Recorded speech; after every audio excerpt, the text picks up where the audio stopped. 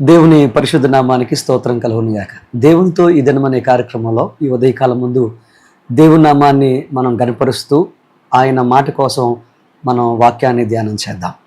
ఎంత గొప్ప దేవుడు మన దేవుడు. ఈరోజు ప్రత్యేకంగా కీర్తన గ్రంథం 145వ కీర్తన 20వ వచనాన్ని మనం ప్రత్యేకంగా చదువుకుందాం. కీర్తన గ్రంథం 145వ కీర్తన 20వ వచనాన్ని మనం చదువుకుందాం. యెహోవా తన్ను ప్రేమించే వారందరినీ కాపాడును, అయితే భక్తిహీనులందరినీ ఆయన నాశనము చేయను. మరొకసారి చదువుతున్నాను. యెహోవా తన్ను ప్రేమించే వారందరినీ కాపాడును, అయితే భక్తిహీనులందరినీ ఆయన నాశనము చేయను. నా ప్రియ సహోదరి సహోదరులారా, దేవుని యొక్క వాక్యం చెప్తున్న మాట జాగ్రత్తగా మనం అర్థం చేసుకుంటే, దేవుడు ఈరోజు తన్ను ప్రేమించే వారందరినీ ఆయన కాపాడుతానని వాగ్దానం చేస్తున్నాడు. ఈరోజు నా ప్రియ సహోదరి సహోదరులారా, ఎంతమంది అయితే దేవుణ్ణి ప్రేమిస్తూ ఆయన కృప కోసం, ఆయన కాపుదల కోసం ఎదురు చూస్తూ ఉంటారో, అలాంటి వారిని ఆయన ఎప్పుడు విడిచిపెట్టే దేవుడు కాదు. ఎందుకు ఈ మాట మీకు తెలియజేస్తున్నానంటే, ఆయన మన జీవితాల్లో మనల్ని కాపాడే దేవుడు. అది ఆయన స్వభావం. ఆయన నమ్మిన వారిని, ఆయన నమ్ముకున్న వారిని, ఆయనను ఆశ్రయించిన వారిని ఎన్నడూ త్రోసివేసే దేవుడు కాదు అని పరిశుద్ధ లేఖనం సెలవిస్తూ ఉంది.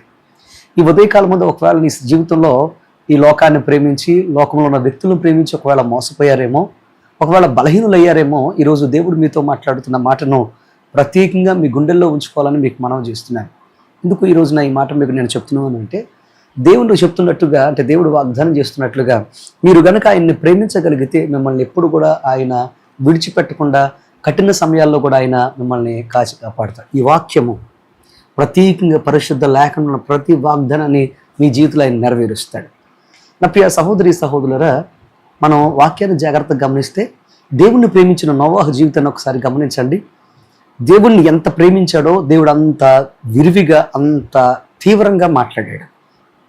దేవుని ద్వేషించిన, దేవుని మాటను వినని జనాంగము ఒక ప్రక్క, మొత్తం ప్రజలు ఒక ప్రక్క, దేవుని మాటకు లోబడి దేవుని మాట విన్న వ్యక్తి, అతని కుటుంబం ఒక ప్రక్క.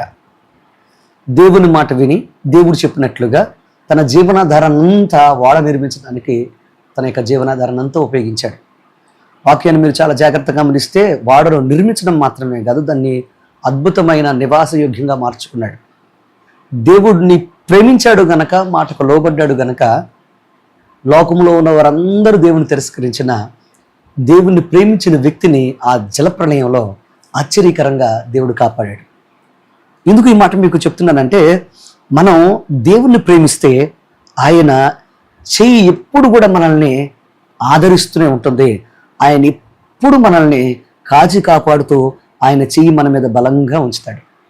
ఎంతటి శోధనైనా, ఎంతటి బాధ అయినా, ఎంతటి వేదనైనా నీ మీదకి వస్తున్నా ఆయన చేతితో దాన్ని అడ్డుకోవడం ఆయన మొదలు పెడుతూ ఉంటాడు, అడ్డుకోవడం ప్రారంభిస్తాడు.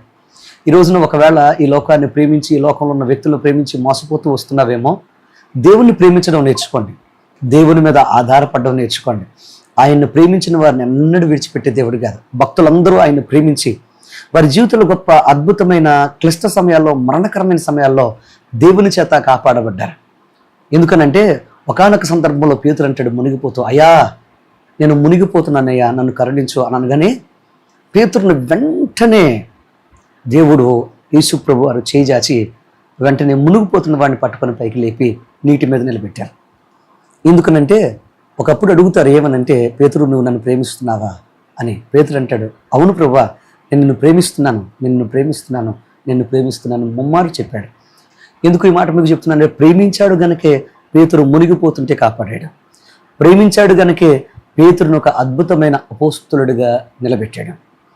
ఈరోజు నా ప్రియ సహోదరి సహోదరులారా, మీ జీవితాల్లో ఒకవేళ లోకాన్ని ఆధారం చేసుకొని నీ ఉద్యోగాన్ని, నీ వ్యాపారాన్ని, అలాగే నీ యొక్క చేతి పనిని, నీ యొక్క డబ్బును, ఆస్తిని ప్రేమిస్తున్నావేమో, అవి ఎప్పటికీ నీ దగ్గర శాశ్వతంగా ఉండవు. ఈరోజు నీ చేతుల్లో ఉన్నవి రేపు నీ చేతిలో ఉండొచ్చు, ఉండకపోవచ్చు. అందువల్ల నువ్వు చేయాల్సిన పని ఏంటంటే, దేవుణ్ణి ప్రేమించి, అయ్యా ఇచ్చేది నువ్వు, అయ్యా అనుభవించేది మాత్రమే నేను, కానీ నా జీవితంలో అనుభవించే యోగ్యత నువ్వు ఇవ్వగలిగిన వాడువు గనక అని దేవునికి నీ జీవితం నడిపించుకుంటూ దేవుని ప్రేమిస్తూ, నీకన్నా నాకు ఎక్కువగా ఏది కాదు, ఏది లేదు అని నువ్వు చెప్పగలిగితే, ఆయన నీ జీవితంలో నేను కాపాడడం మాత్రమే కాదు, శత్రువులు ఎదుట నీకు భోజనం సిద్ధపరిచి ఆశీర్వదిస్తాడు. దేవుని యొక్క వాక్యం చెప్తున్నట్లుగా, ఆయన దుర్మార్గులను లేదా భక్తిహీనులను ఆయన శిక్షించేవాడిగా, నాశనం చేసేవాడిగా ఆయన ఉన్నాడు. ఎందుకు ఈ మాట మీకు చెప్తున్నానంటే, దేవుణ్ణి ప్రేమించే వారికి ఆశీర్వాదం అయితే, కాపుదల అయితే, దేవుణ్ణి దూషించే వారికి, ఆయన పిల్లల్ని హింసించే వారికి తప్పకుండా నాశనం అనేది ఎదురు చూస్తూ ఉంది. ఎందుకు ఈ మాట మీకు నేను తెలియజేస్తున్నా అంటే, నా ప్రియ సహోదరి సహోదరులరా, నోవాహును ఒక పక్క కాపాడుతూ, దేవుణ్ణి ద్వేషించిన, దేవుణ్ణి కాదన్న, ఆయన అపహాసం చేసిన వారందరినీ కూడా ఏం చేశాడు తెలుసా? ఆ జలప్రలయంలో నాశనం చేసి పడేశాడు.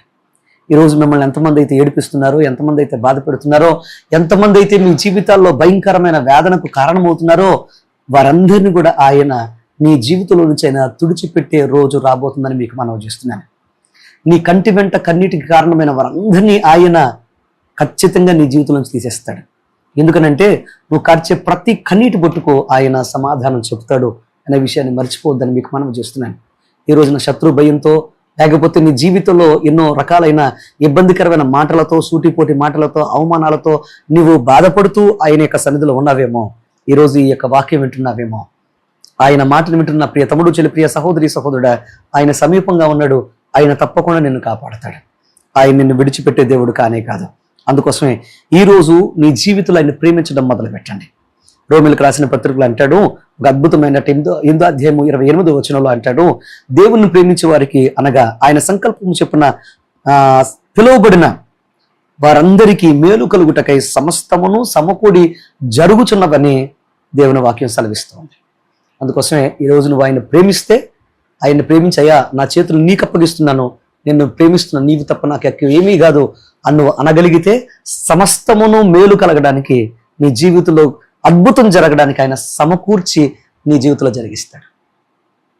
ఆపదేమైనా, బాధ ఏమైనా, కష్టమేమైనా, కన్నీరేమైనా ఆయనకు అప్పగించండి. ఆయన నీలోనికి రాబోతున్నాడు. నీ జీవితంలో ఆయన అద్భుతం చేయబోతున్నాడు. ఘనమైన ఆశీర్వాదాలతో మిమ్మల్ని నింపి బలమైన పాత్ర ఆయన నిలబెట్టబోతున్నాడు.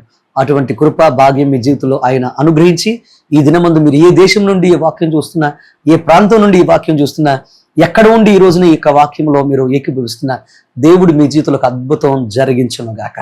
Let's pray. ప్రార్థన చేద్దాం. మా పరమ తండ్రి, నీ కొందనాలు స్తోత్రాలు. ఈరోజు నీ వాక్యం ద్వారా మాతో మీరు మాట్లాడారు. ఈ ఉదయకాలం ముందు ఎంతమంది అయితే ఈ వాక్యం చూశారో వారందరినీ మీరు ఆశీర్వదించండి, దీవించండి, దీవెనకరం మీరు మార్చండి.